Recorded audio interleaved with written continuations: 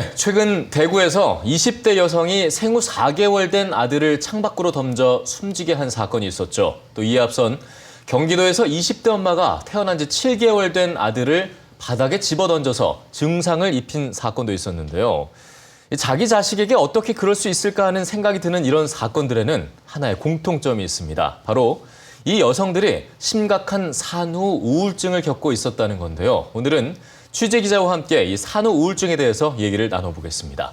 이인영 기자 안녕하십니까? 네, 안녕하세요. 네. 자, 앞서 몇 가지 사건들을 좀 언급해 보긴 했습니다만 이 산후 우울증이라는 게 생각보다 굉장히 심각한 수준인 것 같습니다. 네.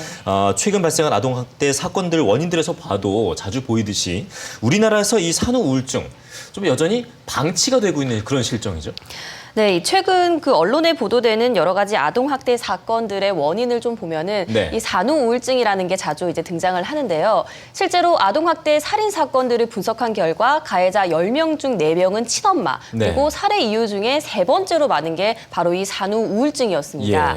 예, 하지만 산후 우울증에 대한 우리나라 사람들의 인식은 아직 좀 부족한 상황인데요. 네. 얼마 전 인구보건협회가 전국의 기혼 여성들을 대상으로 설문을 했더니 이 산모 가운데 무려 90%가 네. 아이를 낳은 후 우울증을 느꼈다 이렇게 응답을 했습니다. 예.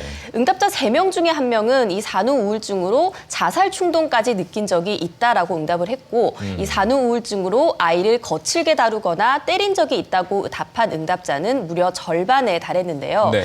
문제는 이런 그 산후 우울증을 좀 방치하게 되면은 자칫 아동 학대라든지 앞서 말씀하신 심각한 범죄로 이어질 수가 있는데 실제 산후 우울증으로 치료를 받고 있는 비율은 1%도 되지 않는다는 겁니다. 자, 하지만 미국 같은 경우에는 출산 직후의 여성은 반드시 우울증 검사를 받도록 하고 있고 이에 연간 50만 명 정도가 산후 우울증으로 병원을 찾고 있거든요. 예. 여기에 비하면 우리나라의 산후 우울증은 상당히 좀 방치되고 있다 이런 상황이라고 볼 수 있죠. 물론 이 산후 우울증이라고 해서 아이 엄마가 아이를 학대한다든가 또는 이렇게 학대를 넘어선 네. 일들까지 벌어진다는 게 익스큐즈가 될 수는 없겠지만 네, 네. 그렇다고 해서 확실한 건 산후 우울증이라는 게 확실히 좀 방치가 되고 있다는 건 좀 심각한 것 같은데 이 내가 도대체 어느 정도면 산후 우울증이라는 거를 좀 의심을 해봐야 되는지 어떤 겁니까?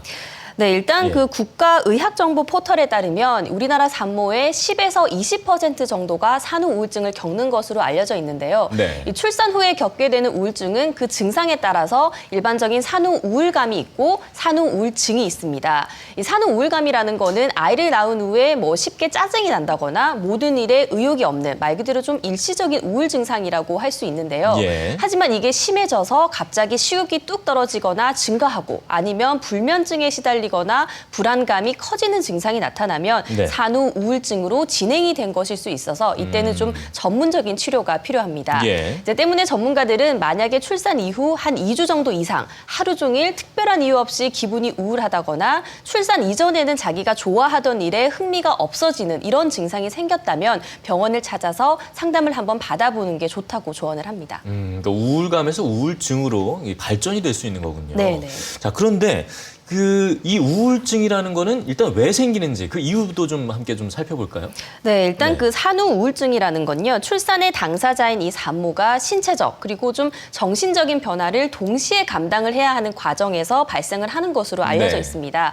흔히 이제 우리가 아이를 낳고 나면은 주변에서 이제 여러분들이 많이 축하를 해주시면서 출산이라는 건 좀 즐거운 일이다 이렇게 여기게 되잖아요. 네. 근데 이제 이에 반해서 막상 아이를 낳은 산모는 이 임신 때문에 급격히 늘어났던 체중이 출산 후에도 원래대로 돌아오지 않는다거나 이런 좀 여러 가지 신체적인 변화를 쉽게 받아들이기가 힘든 거죠. 예. 여기에 육아로 인한 어떤 갈등이라든지 또 이제 아이를 수유하다 보면서 이제 생기는 수면 부족이라든지 이런 부분들이 더해져서 더욱 고통을 겪는 경우도 많이 있고요. 예. 이제 실제로 얼마 전에 그 기혼 여성들을 대상으로 한 설문에서도 응답자들이 산후 우울증의 가장 큰 원인으로 이제 아이 양육이 어려워서 이런 대답을 가장 많이 꼽았었고요. 이외에도 남편의 늦은 귀가와 무관심 그리고 매일 집에 있는 답답함 이런 것들을 주된 원인으로 꼽았다고 합니다. 네, 저도 제 아내가 아이를 낳는 과정들을 좀 지켜보면서 네. 이런 것들이 좀 이해가 되는 부분이 있는데 네, 네. 무엇보다 이 우울증이라는 게 생겼을 때 좀 심각하게 발전되지 않아야 되지 않겠습니까? 그쵸. 그러려면 어떻게 해야 될까요?